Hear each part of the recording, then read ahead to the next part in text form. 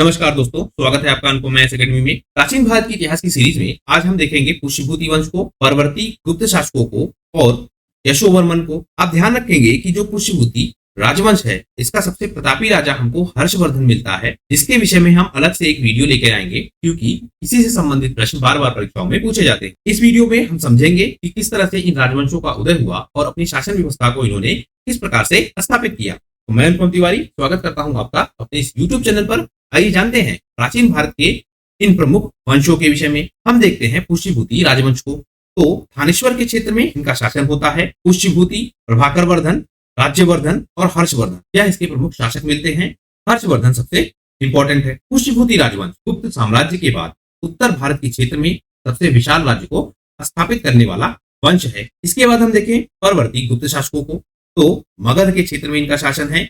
महासेन गुप्त इनका प्रमुख शासक है और मौखरी वंश से इनकी राजनीतिक प्रतिद्वंदिता लगातार बनी रहती है। अगला देखें चंद्र या गौड़ राजवंश, यह बंगाल के क्षेत्र में शासन को संभालते हैं और शशांक इनका प्रमुख राजा है। थानेश्वर और कन्नौज के शासकों के साथ इनकी शत्रुता लगातार बनी रहती है। तो आप ध्यान देंगे कि इस समय के जितने भी राजवंश होंगे वह अपने क्षेत्र का विस्तार करेंगे और अपने आसपास की शक्तियों से लगातार लड़ते रहेंगे। इसमें हम देख पा रहे हैं कि पुष्यभूति राजवंश यह थानेश्वर के क्षेत्र में है, परवर्ती गुप्त शासक यह मगध के क्षेत्र में है और चंद्रवंश या गौड़ राजवंश यह बंगाल के क्षेत्र में है। जब आपका हर्षवर्धन सफल होगा और बड़े साम्राज्य की नींव डालेगा, तो जो स्थान मगध का था प्राचीन काल से ही, हम अशोक के काल से ही इसका, या हम कहें कि मौर्य काल से ही या उससे भी पहले हम मगध का प्रभाव देख रहे थे, कैसे मगध एक शक्तिशाली साम्राज्य के रूप में उभरा था। तो मगध से ये जो पावर है वह ट्रांसफर हो जाएगी कहां? कन्नौज। और कन्नौज को लेकर जो संघर्ष होगा उसको भी हम देखेंगे। तो अभी आप समझिए कि तीन वंश हम समझ रहे हैं, पुष्यभूति,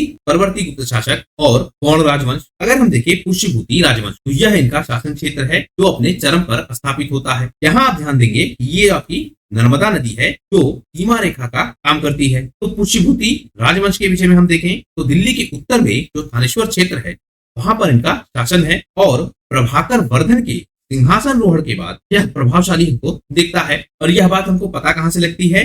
जो बाणभट्ट की हर्षचरित है वह बताती है कि प्रभाकर वर्मन इस वंश का एक प्रतापी राजा है और एक स्वतंत्र साम्राज्य की स्थापना करता है। इसका पुत्र कृष्णा हमको मिलता है और एक पुत्री मिलती है हमको राजश्री, जिसका विवाह मौखरी वंश के साथ हुआ था, हमने देखा था। हर्षवर्धन इसी साम्राज्य का या इसी वंश का सबसे प्रतापी राजा हमको मिलता है। दूसरा देखें मगध के परवर्ती अथवा उत्तर गुप्त, तो जो लेट गुप्ताज उनको हम देखें तो पाटलिपुत्र के क्षेत्र में या मगध के क्षेत्र में इनका शासन है और अपने आसपास की शक्तियों को यह अपने कंट्रोल में करने की कोशिश भी करेंगे। तो हम उत्तर गुप्त शासकों को देखें तो 6वीं शताब्दी, तो 675 ईस्वी तक इनका मगध के क्षेत्र पर शासन है। हालांकि एक चीज आप ध्यान रखेंगे कि जो ये परवर्ती गुप्त शासक हैं, ये मेन गुप्त वंश के भाग नहीं है, बल्कि सेम नाम से जुड़ा एक छोटा वंश हमको मिलता है। तो आप कंफ्यूज मत होइएगा कि जो पुरानी गुप्त शासक व्यवस्था थी या जो पुराना गुप्त वंश, उसी से यह कनेक्टेड है। यह कनेक्टेड नहीं है,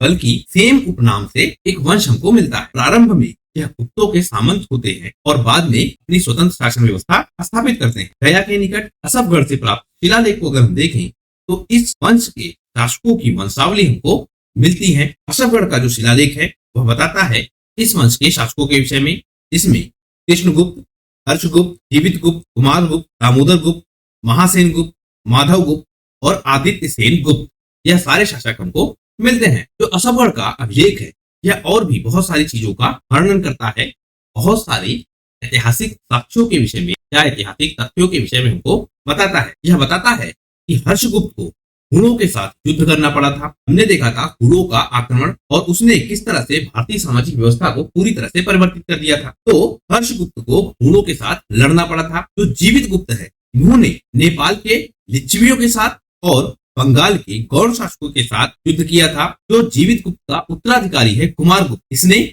मौखरी शासक ईशान वर्मन को परास्त किया और ईशान वर्मन का पुत्र सर्ववर्मन यह हराता है किसको? दामोदर गुप्त को, और इसकी हत्या कर देता है।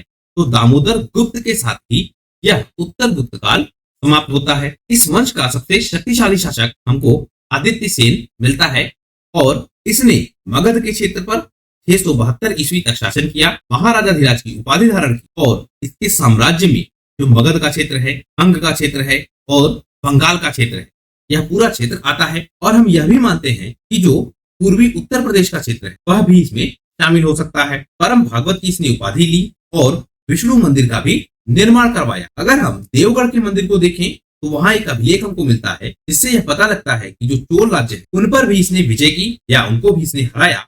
और उसके बाद 3 अश्वमेध यज्ञ भी इस शासक ने किए थे। तो आदित्य सेन यह सबसे प्रतापी राजा मिलता है उत्तर गुप्त साम्राज्य का। इसके 3 उत्तराधिकारी हमको मिलते हैं, देवगुप्त, विष्णुगुप्त और जीवित गुप्त। कुछ अन्य परवर्ती गुप्त शासकों को हम देखें तो विष्णुगुप्त जो कि 17 वर्षों तक शासन करता है, जीवित गुप्त जो कि मौखरी साम्राज्य के भी कुछ हिस्से को अपने अधिकार क्षेत्र में रखता है और गोमती के तट पर स्थित कुछ क्षेत्रों तक अपने साम्राज्य को बढ़ाता है।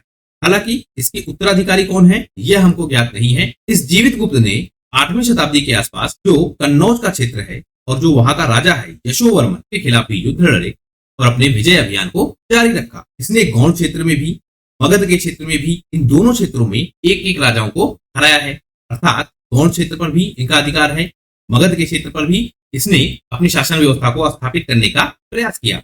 तो जीवित गुप्त हमको गुप्त शासकों में या परवर्ती गुप्त शासकों में एक शक्तिशाली राजा के रूप में दिखता है। अगला वंश हम देखें जो कन्नौज का वर्मन वंश है, यह सबसे इंपॉर्टेंट है, यह आप ध्यान रखें। तो अब हम वर्मन वंश के विषय में देखते हैं। अगर हम वर्मन वंश के विषय में देखें तो कुमार गुप्त प्रथम के शासन काल में ही जो उसका सामंत था बंधुवर्मन, यह मंदसौर के क्षेत्र पर शासन कर रहा था। मंदसौर पश्चिमी मालवा का एक केंद्र था और जो ये बंधुवर्मन है यह औलिकार परिवार से संबंध रखता था। तो आप उदय को समझ पा रहे होंगे कि कुमार गुप्त के समय ही जो बंधुवर्मन है यह मंदसौर के क्षेत्र पर शासन व्यवस्था को संभाल रहा था, लेकिन एक नेतृत्वकर्ता के रूप में। मंदसौर से हमको 2 स्तंभ लेख मिलते हैं जिनसे यह पता लगता है कि मध्य प्रदेश में 532 ईस्वी में यशोवर्मन नाम का शासक था। इसके दरबार में वाक्पति नामक एक कवि मिलता है हमको, जो प्राकृत भाषा में पद्यों की रचना करता है, मतलब गीतों की रचना करता है और इसके विजय अभियानों का वर्णन करता है। यह कहता है कि यशोवर्मन ने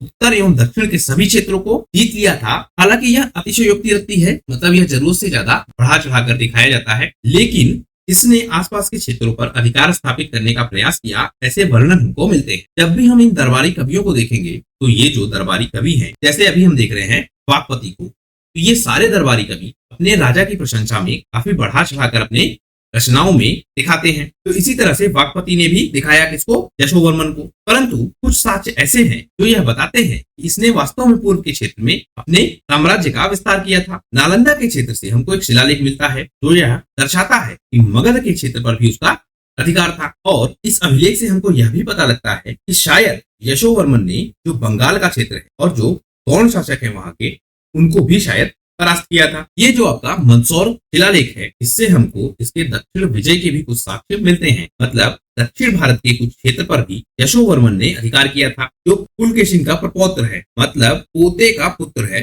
विजयादित्य, उसका एक शिलालेख हमको मिलता है। वह शिलालेख भी यह बताता है कि एक शासक के साथ उसका युद्ध हुआ था। हालांकि वह शासक कौन था उसका नाम नहीं दिया गया है, लेकिन उसे उत्तर का नाथ या संपूर्ण उत्तरापथ के नाथ के रूप में उल्लेखित किया गया है। तो संभावना यह है कि ये जो यशोवर्मन है, इसी ने दक्षिण भारत के कुछ क्षेत्रों पर अधिकार किया था और यह माना जाता है कि संभवतः यह युद्ध 695 ईस्वी में हुआ। चालुक्य शासक ने अपने शत्रु को परास्त कर दिया और यह उल्लेख हमको विजयादित्य के शिलालेख से मिलता है।